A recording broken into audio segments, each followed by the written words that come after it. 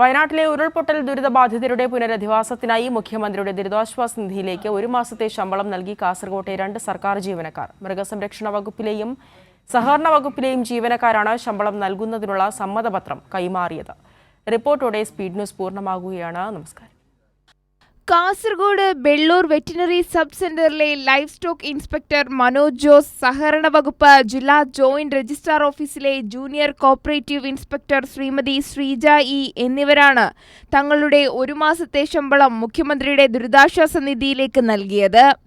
ജില്ലാ collector Shri K ഇമ്പശേഖരന് ഒരു മാസത്തെ ശമ്പളം ദുരിതാശ്വാസ നിധിയിലേക്ക് കൈമാറുന്നതിനുള്ള സമ്മതപത്രം ഇരുവരും നൽകി. ദുരന്തബാധിത മേഖലയും ദുരിതം അനുഭവിക്കുന്ന ആളുകളെയും നേരിൽ കണ്ടിട്ടില്ല എങ്കിലും അവരുടെ പ്രയാസങ്ങൾ നമ്മൾ അത്രമേൽ തൊട്ടറിഞ്ഞിട്ടുണ്ട്. അപ്പം ഈ നൽകുന്നൊരു സഹായം അത് എത്ര നൽകിയാലും അധികം ആവില്ല എന്നറിയാം, കൂടുതലൊന്നും അല്ല എന്ന് പറയാം. എന്നാലും ഈ ഒരു ചെറിയ സഹായം അവർക്കൊരു കൈത്താങ്ങാകുമെങ്കിൽ അതിനു വേണ്ടിയിട്ടാണ് ചെയ്യുന്നത്.